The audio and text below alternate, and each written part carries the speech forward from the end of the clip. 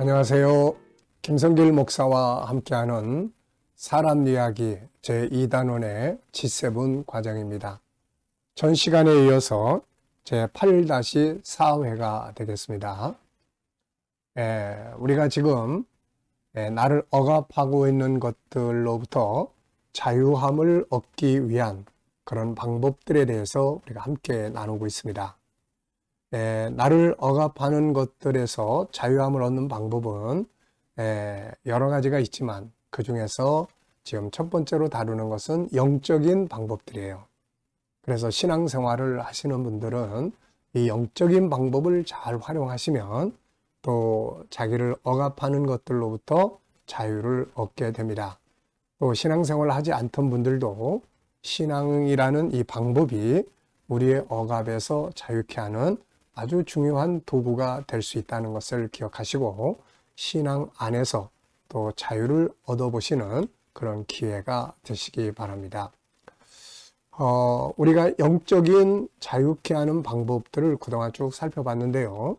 먼저 믿음이 우리 자유케 한다. 그 다음에 또 기도생활, 그 다음에 말씀, 그리고 또 십자가, 천국, 그리고 또 하나님의 사랑, 또 찬양, 이런 것들은 전부 다 이 자유하게 하는 능력을 가지고 있습니다.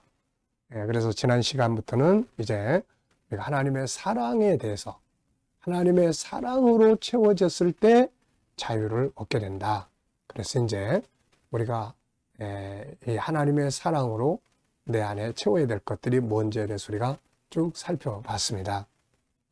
자, 이 시간에는 이제 채웠으면 주는 자가 되라는 내용으로 살펴보려고 합니다. 그 물이 이렇게 계속 흘러 들어오면 물은 흘러 들어오면 또 흘러가야 하는 거죠. 근데 이게 이렇게 다 흘러가는 길이 막혀 있으면은 고이게 되죠. 고이면은 이렇게 썩거나 아니면은 이제 다른 방향으로 흘러 넘쳐버리게 되는 거죠. 그래서 먼저는 흘러 들어와야 됩니다. 그래서 우리가 이제 그 5-14 성품을 공부할 때 그 성품 중에 바로 이 네 번째 성품은 사랑의 성품입니다. 그 사랑성을 다룰 때 채우는 사랑과 나누는 사랑을 다시 한번 다루게 되는데요. 채우는 사랑을 채우지 않으면 번아웃이 옵니다. 그래서 우리는 그냥 항상 나눠주기만 하고 퍼주기만 하다 보면은 나중에는 지쳐버리게 돼요. 왜냐하면 우리는 뭔가 이렇게 사랑 나눠줄 수 있는 힘을 우리는 생산할 수 있는 자들이 아니에요. 우리는 그걸 받아야 합니다. 그래서 하나님의 사랑으로 채우는 역할을 먼저 해야 돼요. 상담을 하다 보면은 이렇게 채움이 없이 주기만 하려고 하다 보니까 번아웃이 오게 되는 그런 경우들을 종종 만나게 됩니다. 그래서 우리가 나누어주는 또 이렇게 누군가에게 나를 희생하고 나누어줘야 될 삶을 살아야 할 사람들은 항상 이 채우는 역할에 대해서 등한시하면 절대 안 됩니다. 이게 아무리 바빠도 채우는 역할을 먼저 해야 되는 거예요. 자, 그리고 난 다음에 이제 채웠으면 이걸 나눠야 돼요. 이걸 나누지 않으면 안에 많이 쌓여 있는데 나누지 않으면은 그게 고여 있는 물과 같습니다. 그래서 썩거나 또 그 다음에 무의미해지거나 그래서 인생이 무기력해지거나 아니면은 아무 재미가 없거나 그 삶이 이렇게 그냥 아무 의미 없이 흘러가는 재미가 없는 그런 삶을 또 만들게 돼요. 그래서 129쪽입니다. 채운 후에는 주는 자가 되라. 주음으로써 자유함을 얻게 되는 경우도 굉장히 많아요. 내가 뭔가를 받으려고만 했을 때는 막 억압을 받다가 주게 될 때 이렇게 자유가 오는, 기쁨이 오는 이런 경우들도 많습니다. 그래서 상담을 할 때 뭔가 봉사하고 선한 일에 참여하고 누군가를 도와주고 이런 일을 하라고 꼭 당부를 하는 거죠. 자, 읽어보겠습니다. 이제 채웠다면 주는 자가 되어야 합니다. 줘야 하는데 주지 않는다면 동맥경화에 걸리는 것처럼 또 다른 불행의 억압에 시달리게 되는 거죠. 우리가 그들에게 줘야 할 것이 뭔가요? 우선 이해의 선물을 줘야 한다. 그 속에 들어있는 아픔을 이해하고 그들 속에 들어있는 존귀한 본질을 이해하고 그들이 가지고 있는 상처를 이해하고 그들의 고통스러운 현실을 이해해 주는 거죠. 이해해 준다는 것은 굉장히 큰 선물입니다. 우리가 요한복음 8장을 보면 예수님은 범죄한 여인을 돌로 치려고 하는 사람들 속에서 그 여인을 용서하시고 건져내셨죠.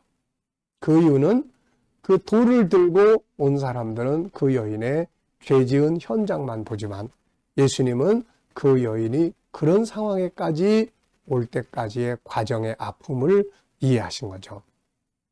뿐만 아니라 그분은 귀신 들려 버림받은 사람들을 살려내시죠. 어떻게 그렇게 하실 수 있었을까? 그분은 그들을 이해하셨기 때문입니다. 그 안에 들어있는 존귀함, 그렇게 될 수밖에 없는 수많은 상처들과 아픔을 이해하신 거죠. 당신의 남편, 아내, 자녀, 부모, 선후배들 속에 들어있는 아픔을 이해하는 이거 아주 큰 선물입니다. 이해가 되면 긍휼히 여길 수 있게 되고 이해가 되면 공감하게 되고 이해가 되면 뭔가 도와줄 수 있게 되고 이렇게 되는 거거든요.